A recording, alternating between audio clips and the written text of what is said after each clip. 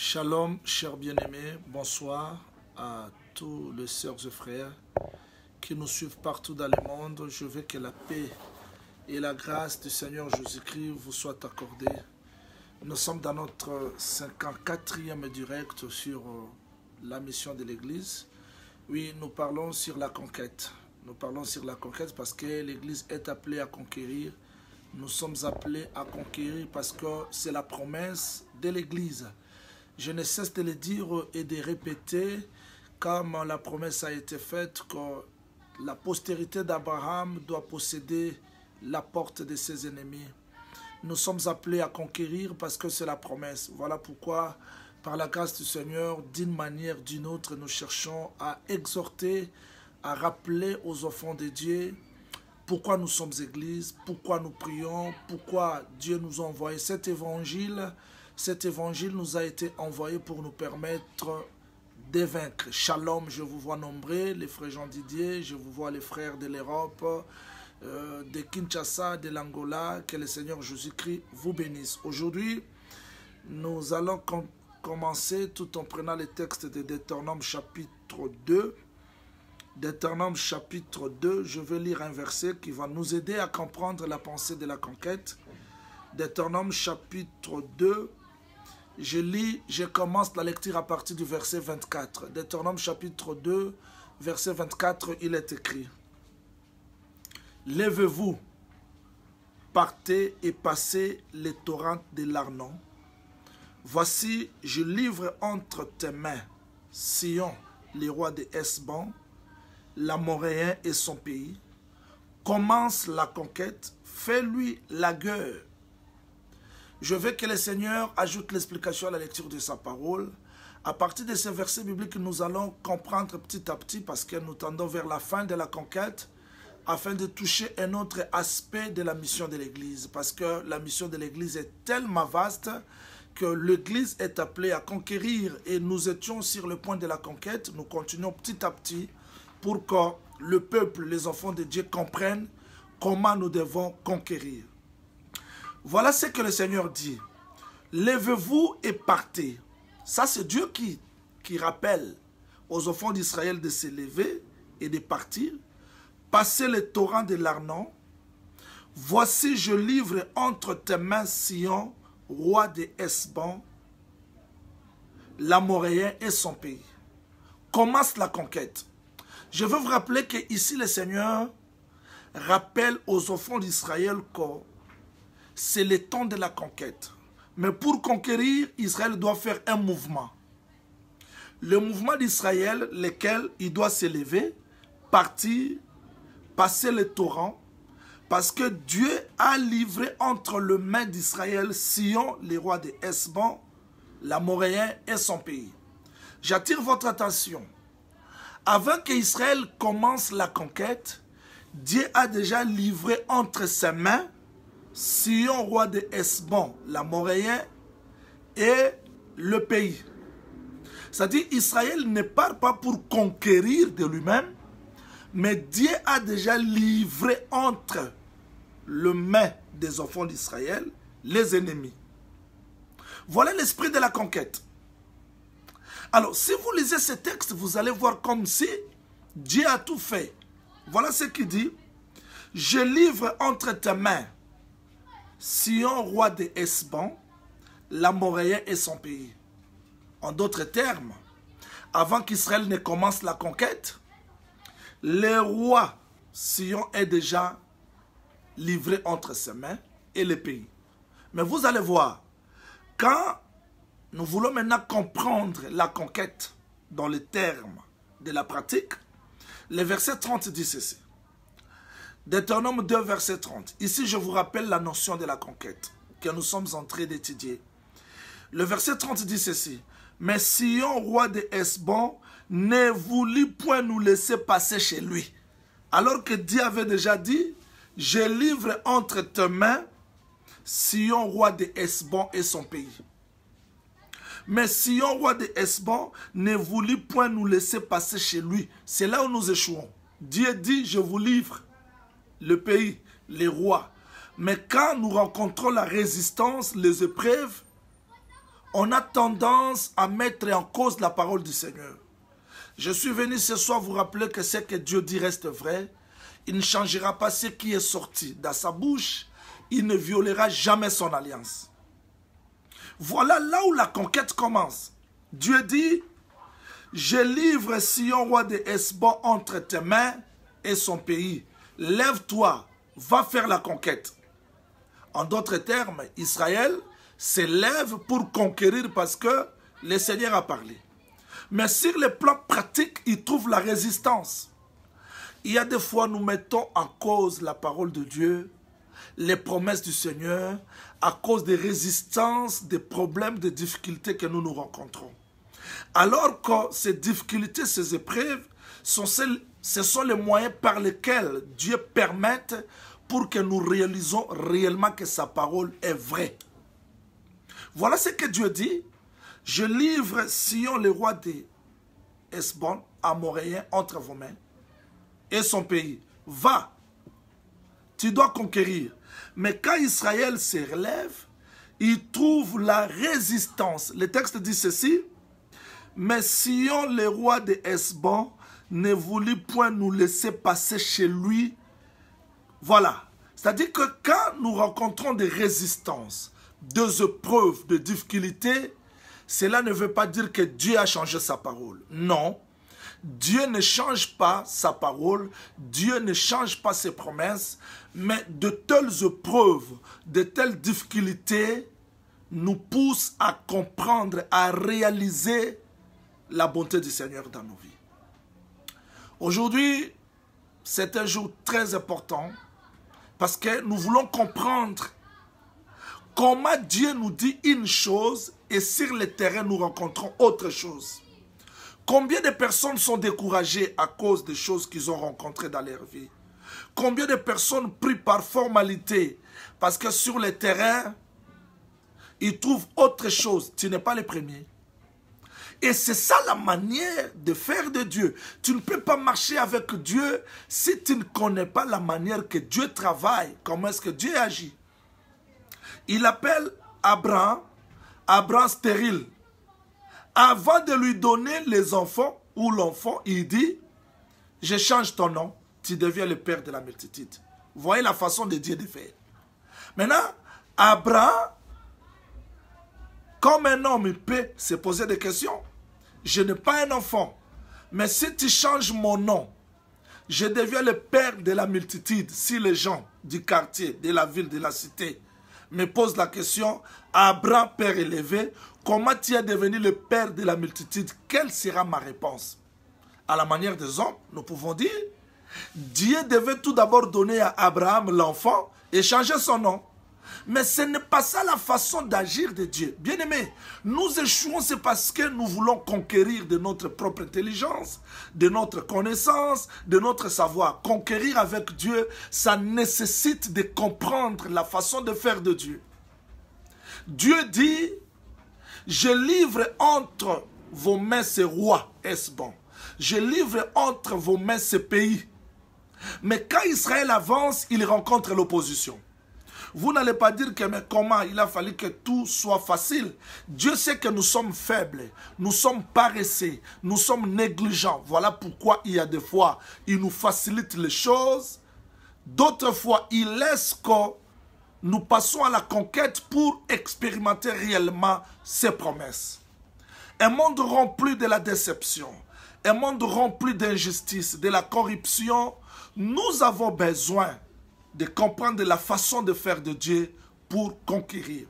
Nous ne pouvons pas conquérir de nous-mêmes, de nos expériences, mais on a besoin que Dieu marche ensemble avec nous pour la conquête. Voilà la pensée de la conquête que je voulais vous donner aujourd'hui. Le texte dit, je suis dans le verset 31. L'Éternel me dit, vois, je livre dès maintenant Sion et son pays. Dieu répète, parce qu'il ne changera jamais. Je vais rappeler aux frères et aux sœurs qui sont découragés à cause des épreuves, des difficultés qu'ils traversent. Je vous dis que c'est que Dieu vous a dit autre chose. Il ne les changera jamais à cause des épreuves, à cause des difficultés que vous traversez. Dieu va répéter la même chose. Voilà la répétition. Il dit, l'Éternel me dit, vois, je te livre maintenant, dès maintenant, Sion et son pays. On croyait que tout allait être facile. Sion sortit à notre rencontre avec tout ce peuple pour nous combattre à Jahat. Cela ne veut pas dire que parce que Dieu a dit que je livre, que tout sera facile. C'est là où nous échouons. Je veux que le Seigneur nous accorde la force, l'intelligence de comprendre la notion de la conquête. C'est-à-dire que quand Dieu nous dit quelque chose, cela ne veut pas dire que tout est facile. Nous devons rester dans sa présence et ne pas tomber à cause des épreuves de difficulté. Il y a des fois on a prié, on a gêné, il n'y a pas la réponse, il n'y a pas la solution. Mais je suis venu te dire ce soir que tu ne peux pas mettre en cause, en doute la parole. C'est que Dieu a dit autrefois, c'est ce qu'il continuera à dire et à faire jusqu'aujourd'hui. Je vais attendre encore le Seigneur Jésus-Christ. Comment est-ce qu'il a dit aux apôtres? Allez dans le monde entier, prêcher la bonne nouvelle. Voici les miracles qui accompagneront ceux qui auront crié. Mais c'est ça la déclaration. Mais sur le terrain, nous allons rencontrer deux épreuves, des difficultés. Voilà pourquoi il faut la notion de la conquête. Nous devons conquérir. Je vous ai toujours dit que Dieu ne peut pas demander à la personne une chose difficile. Si Dieu demande quelque chose, c'est qu'il trouve que dans l'homme, il a mis les capacités pour que ce dernier l'accomplisse. Comment nous devons conquérir? C'est là où nous avions déjà touché les armes. Aujourd'hui, nous sommes presque aux dernières armes spirituelles parce qu'un soldat doit conquérir avec les armes.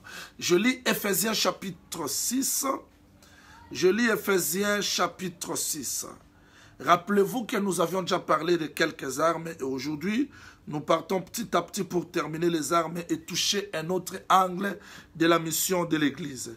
Ephésiens chapitre 6, je commence la lecture à partir du verset 13 et nous allons lire le verset 17, là où nous sommes aujourd'hui. Ephésiens chapitre 3, Ephésiens chapitre 6, verset 13. Frère Paul dit ceci. C'est pourquoi, prenez toutes les armes de Dieu afin de pouvoir résister dans les mauvais jours. Je veux que Dieu ouvre l'intelligence aux gens qui ignorent qu'on est dans le Seigneur. On est dans la conquête. On est dans les promesses, mais il y a aussi des mauvais jours. Et bien aimé Paul dit, nous devons prendre toutes les armes de Dieu. La traduction d'Arbi dit l'arme complète de Dieu, afin de pouvoir résister dans les mauvais jours.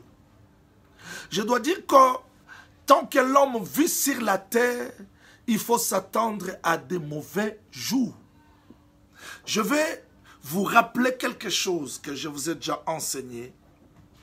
Il faudrait que je fasse les rappels parce que ces choses, on ne l'écoute pas souvent. On ne l'écoute pas souvent. Je suis dans le livre de Matthieu, chapitre 4. Matthieu, chapitre 4, verset 11. Alors le diable les laissa. C'est-à-dire, après avoir subi la tentation, après avoir subi les épreuves, Jésus a vaincu, le diable les laissa jusqu'au temps favorable. C'est-à-dire, il y a un moment que le diable viendra encore. Jésus a vaincu, oui, il a combattu, il est sorti victorieux. Le diable ne l'a pas laissé pour du bon. Il devait revenir au temps. Il y a un autre temps qui doit revenir. Voilà pourquoi frère Paul dit, on doit prendre les armes pour le jour mauvais. Et le jour où le diable entra dans Judas, il est encore revenu. Il a combattu Jésus dans le désert. Jésus a vaincu. Il a combattu Jésus d'une manière ou d'une autre. Mais il est revenu encore. Il faut mettre ça dans sa tête que la victoire d'aujourd'hui, ce n'est pas une victoire éternelle. Si Dieu me donne la victoire aujourd'hui, cela ne veut pas dire que tous les jours, il y aura toujours la victoire. Je dois être prudent, comprendre comment prendre les armes pour résister dans les mauvais jours. Quelle sorte d'armes que nous voulons utiliser aujourd'hui, étudier aujourd'hui? Après avoir parlé de la cuirasse, de la ceinture, de boucliers, beaucoup d'autres choses. La fois dernière, le dimanche passé, on a parlé des casques du salut, mais aujourd'hui, on termine notre étude sur ce point. Le texte dit, prenez aussi le casque du salut et l'épée de l'esprit qui est la parole de Dieu. Donc, parmi les armes que nous devons prendre, nous avions étudié la ceinture. Retenez ça. La ceinture, c'est l'arme défensive. La cuirasse, l'arme défensive. Bouclier, arme défensive. Chaussures, arme défensive. Mais attention, casque, arme défensive. Mais l'épée, c'est là où nous touchons maintenant l'arme défensive et offensive. C'est-à-dire que l'épée, c'est l'arme défensive. C'est aussi l'arme offensive. Vérifions les textes. Je suis dans le livre de Genèse. Je vais vérifier un texte dans le livre de Genèse. Genèse chapitre 3. Genèse chapitre 3, je lis le verset 24. Genèse chapitre 3, verset 24. Vous allez voir, le texte dit ceci parce que je vous ai toujours dit de ne pas raisonner. C'est ainsi qu'il chassa Adam. Il mit à l'orient du jardin d'Éden des chérubins qui agitent une épée flamboyante pour garder le chemin de l'arbre de vie. Vous voyez? C'est-à-dire que les chérubins gardaient le jardin par l'épée. Ils n'ont pas bougé. Ça, c'est l'arme défensive. Ajoutons Genèse chapitre 48. Nous allons vérifier comment est-ce que l'épée joue le rôle avant d'expliquer comment nous devons nous en servir. Quand vous prenez Genèse chapitre 48, 48, vous lisez le verset 22. Genèse 48, verset 22, il est écrit, ça c'est Jacob qui dit, « Je te donne de plus qu'à tes frères une part que je prise de la main des Amoréens avec mon épée et avec mon arc. » On comprend noir sur blanc, comme je vous ai toujours dit qu'on ne raisonne pas sur les Écritures. Noir sur blanc, nous avons compris que l'épée, c'est une arme défensive, mais l'épée aussi, c'est une arme offensive. C'est-à-dire, l'enfant de Dieu doit se servir de l'épée pour se défendre devant les attaques de l'ennemi et pour avancer aussi. C'est-à-dire, c'est par l'épée que nous devons nous défendre et c'est par l'épée que nous devons conquérir. On ne peut pas conquérir en restant seulement défensive, mais nous devons aussi avancer. Et à partir d'aujourd'hui, nous étudions l'arme offensive qui nous permet de conquérir. Je vous ai toujours dit que pour conquérir, nous devons apprendre. Mes bien-aimés, nous devons apprendre parce que le bien-aimé Paul dit, pour que le diable n'ait pas l'avantage sur nous, nous devons apprendre et comprendre de ne pas ignorer ses desseins. C'est-à-dire, l'épée, ici, c'est l'arme offensive qui nous permet de conquérir. C'est aussi l'arme défensive qui nous permet de nous défendre. Mais comment utiliser l'épée, qui est la parole? Je dois vous rappeler tout d'abord, je dois vous rappeler que Dieu parle des choses naturelles pour nous expliquer des choses spirituelles. C'est-à-dire, si Dieu nous parlait seulement des langages spirituels, on ne comprendrait jamais qu'est-ce qu'il veut réellement nous apprendre et nous dire. Et quand je parle de l'épée, je ne vous pousse pas d'aller dessiner l'épée dans une église parce que le prophète Jean-Oli nous a enseigné l'épée. Non, non. Dieu parle des choses naturelles pour nous expliquer des réalités spirituelles. Quand tu parles de l'épée, je dois vous rappeler que cette épée-là, ce n'est pas l'épée physique, mais c'est la parole. Mais comment la parole doit devenir l'épée défensive et offensive? Comment s'en servir? Éphésiens chapitre 6, nous retournons là-bas. Nous retournons toujours dans Éphésiens chapitre 6 pour comprendre, parce que nous sommes dans la loi de la conquête. Éphésiens chapitre 6, je vais vous rappeler un petit détail qui est dans le verset 17. Voilà ce petit détail. Prenez aussi le casque du salut et l'épée de l'esprit qui est la parole de Dieu. J'aimerais que vous retenez bien ce texte. Le texte dit l'épée de l'esprit qui est la parole de Dieu.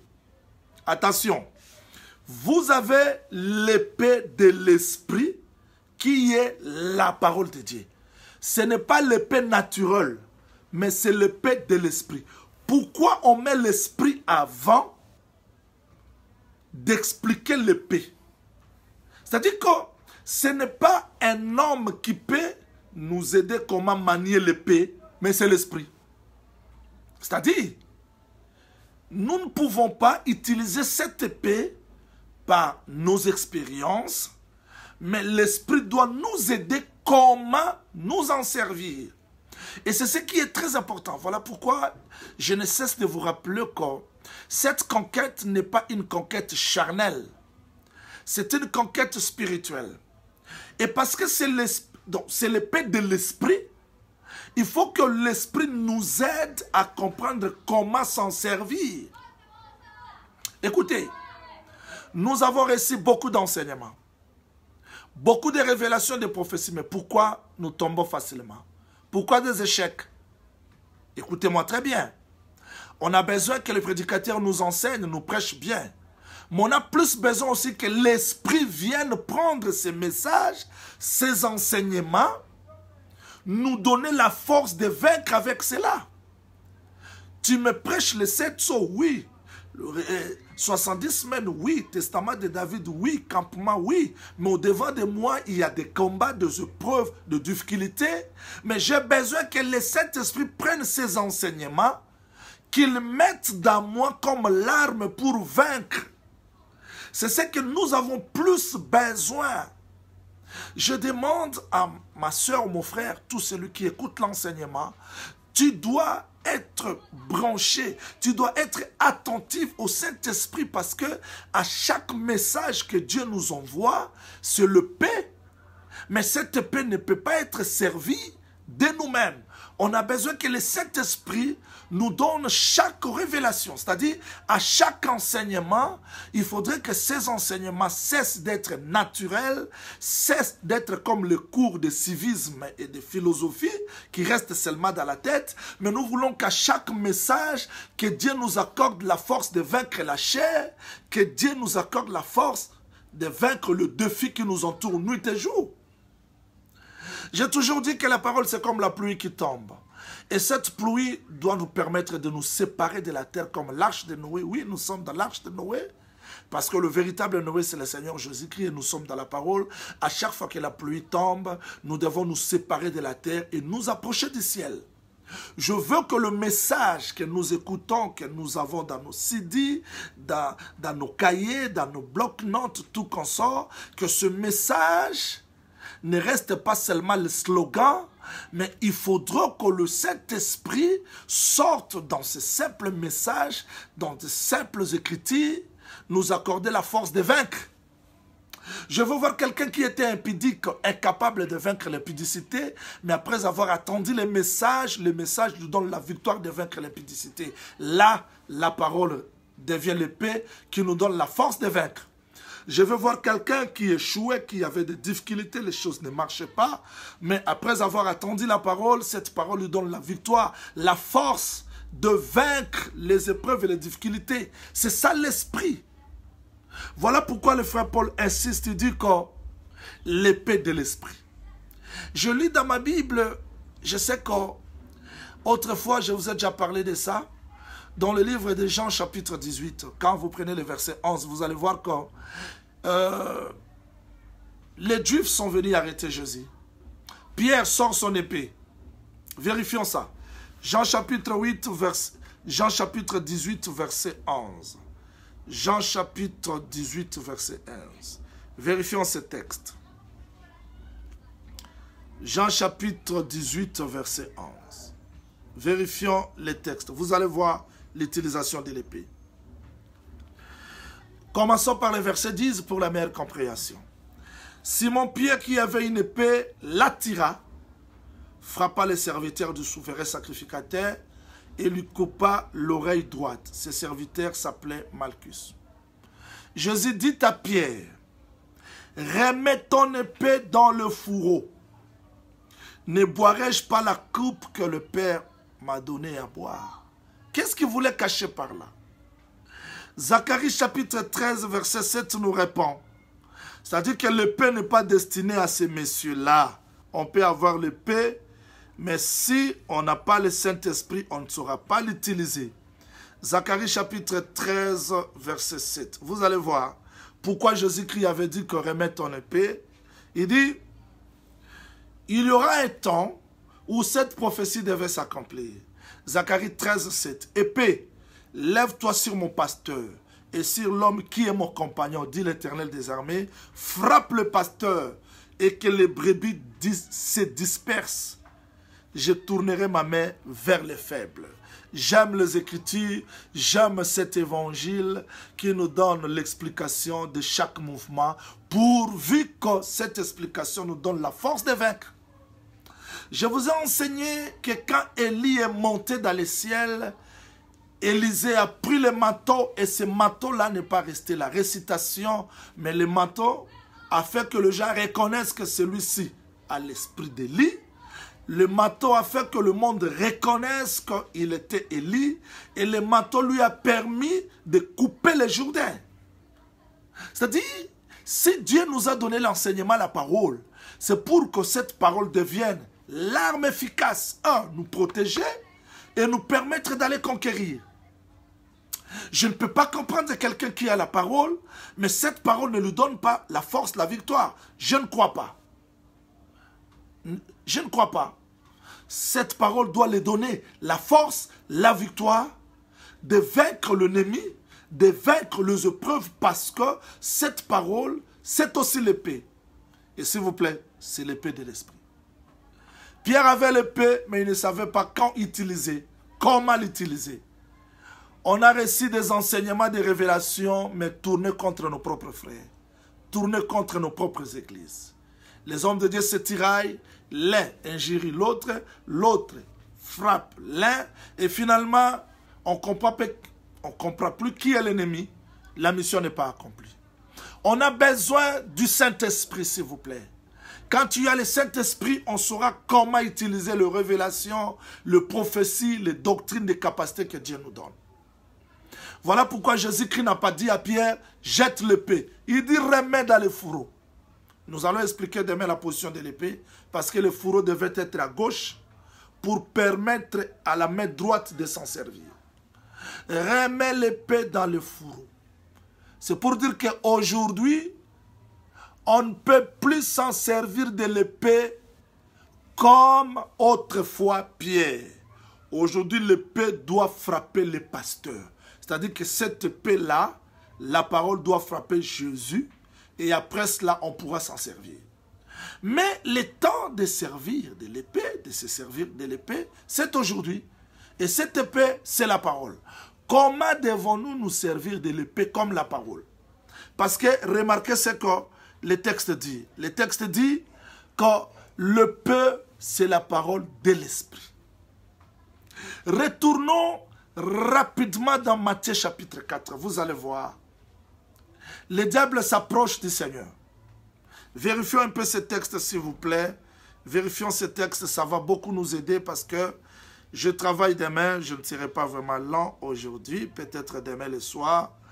Prenons un peu le texte, s'il vous plaît. Nous commençons à partir du premier verset.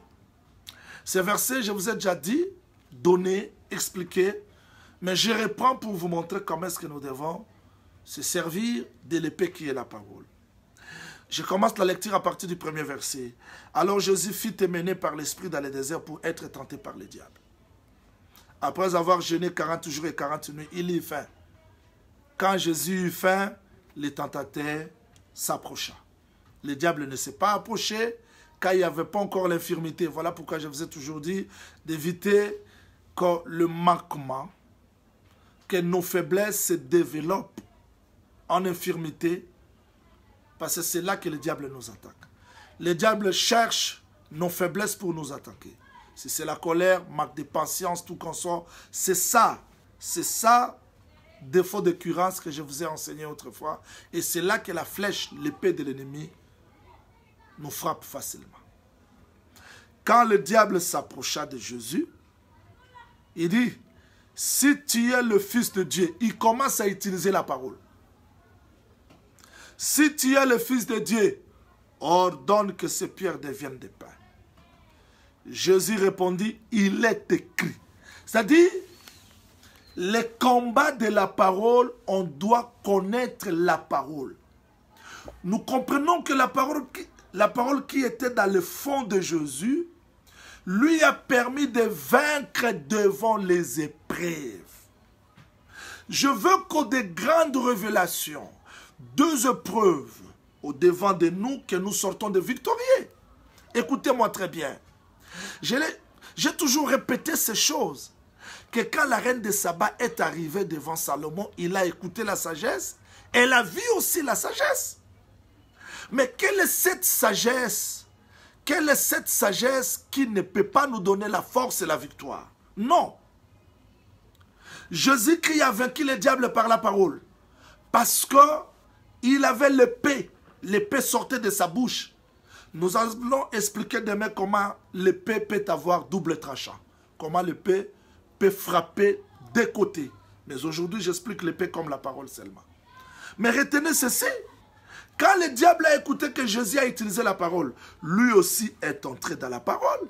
Il dit, je suis dans le verset 6, si tu es le Fils de Dieu, jette-toi en bas, car il est écrit. Voilà.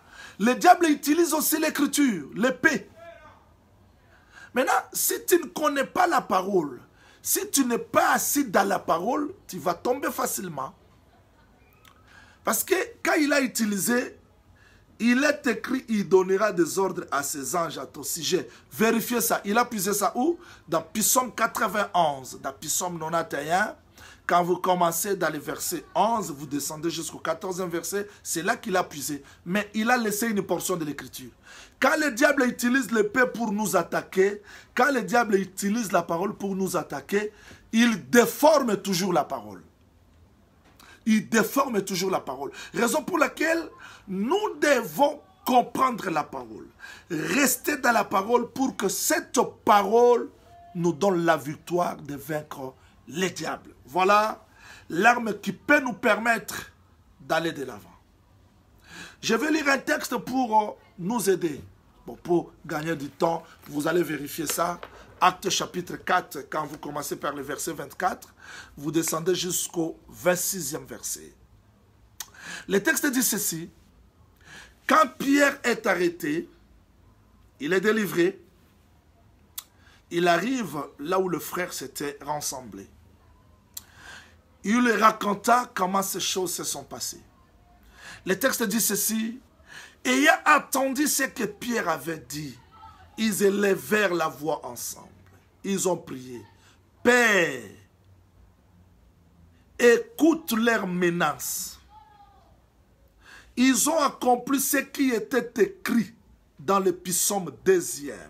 C'est-à-dire que devant le découragement, devant le désespoir, nous devons prendre la parole comme le peut, pour nous défendre et pour avancer.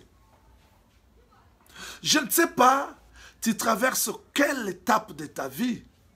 Si tu traverses la stérilité, prends l'exemple d'Abraham comme l'épée pour te défendre, pour t'attaquer. Prends l'exemple de Anne qui était maltraitée à cause de la stérilité. Cela te défendra et tu vas attaquer. Prends l'exemple d'Élisabeth. Prends l'exemple de Rite. C'est-à-dire que prends ces exemples parce que le frère Jacques dit que prenons l'exemple de ces prophètes qui par la patience et la persévérance ont possédé les promesses. C'est-à-dire nous devons prendre ces exemples comme la parole pour nous défendre. Je veux dire, diable, tu te trompes. Anne avait dépassé l'âge. Sarah avait dépassé l'âge. Mais Dieu leur accorda les enfants. Moi, j'ai la foi que Dieu va me visiter. Là, tu te protèges. L'épée te protège. Et tu avances. Tu vas défier le diable. Tu diras, diable, tu te trompes parce que Dieu a des projets de paix et non de malheur pour moi. Je vais réussir. Je ne sais pas quelle étape que tu traverses. Quelle épée que le diable. Tu es touché par quelle épée de l'ennemi? Découragement, désespoir, abandon. Dans la Bible, il y a des exemples de gens qui ont vaincu. Nous n'allons pas craindre les épreuves, mais nous devons avancer. Oui, tu peux traverser des moments difficiles. Les gens t'ont négligé. Je vis Joseph être négligé. Prenez cela comme l'épée. Défiez le diable. S'il y a des épreuves, des difficultés devant de vous, regardez David. Quoi? Découragement? Abandonné? David aussi était abandonné. Découragement? David était découragé par ses frères. Tu as laissé ton petit troupeau là, dans le désert. Il y a des fois, Dieu permet que les gens parlent mal de nous pour éprouver nos cœurs, pour nous préparer à de grandes responsabilités. Nous ne devons pas nous décourager. Dans la conquête, il n'y a pas le découragement. Je vis dans la Bible les gens qui ont vaincu, ce ne sont pas les faibles, ce sont des gens qui ont persévéré. C'est ça, prendre la parole comme l'épée. Et tu dois vaincre parce que tu as l'épée de la parole. Je veux que le Seigneur vous accorde la force. Nous avons dépassé 30 minutes d'aujourd'hui. Demain, nous aurons le temps de continuer avec l'épée de la parole. Et on aura aussi le temps de faire la prière. Je sais que vous étiez dans la présence du Seigneur. Nous avons prié ensemble avec vous. Je vous vois nombreux les gens, les bien-aimés de la France, de Grande-Bretagne, de Canada, États-Unis, UK. Vous êtes nombreux. Je ne saurais pas citer les noms. Surtout mes bien-aimés sœurs et frères de Belgique. Vraiment, que le Seigneur vous bénisse. Je sais que ce message nous a donné la force de vaincre. Seigneur Jésus, je prie pour mes sœurs et frères éparpillés dans le monde qui m'ont suivi ce soir. Je sais qu'il y a des fois, nous écoutons la parole, nous nous sentons fortifiés. Mais à cause des épreuves et des difficultés qui nous entourent, il y a des fois, nous perdons courage. Nous parlons comme des hommes. Seigneur, tu connais ce corps parce que tu étais entré dans ce corps. Tu as porté ce corps et tu les connais plus que nous. Fais-nous grâce de vaincre. Fais-nous grâce de nous en servir de la parole. Que l'épée de la parole nous donne la force de vaincre les épreuves. Au nom du Seigneur Jésus-Christ, nous avons ici prié. Amen. Amen. Le rendez-vous est pris pour demain, 20h heure de l'Angola. Partagez, rappelez aux gens que nous sommes toujours dans la conquête. Peut-être demain, nous allons terminer l'étape de la conquête sur les armes spirituelles pour qu'on continue notre direct dans une autre façon de parler sur la mission de l'Église, parce que la mission de l'Église, on doit conquérir, et tout ce temps, on avait ouvert la parenthèse sur la conquête, nous continuons sur la conquête, peut-être demain, on mettra un point virgule sur la conquête. Que le Seigneur vous bénisse. Les rendez-vous, demain 20h, heure de l'Angola, et à 10h30, heure de l'Angola, vous aurez droit à suivre votre direct sur le Testament de David, un enseignement qui nous édifie. Je demande aux frères, surtout frère Jean-Didier, qui se donne beaucoup la peine d'écrire, faites un effort de traduire. Je sais que ça sera difficile. À nos bien-aimés qui ne sont pas, qui n'écoutent pas Lingala, faites un effort, vous le faites. Demain, on peut être bilingue, mais nous sommes dans un coin où Lingala, portugais domine. Nous allons nous efforcer. Que le Seigneur Jésus-Christ vous bénisse. D'ici là, portez-vous bien. Ciao.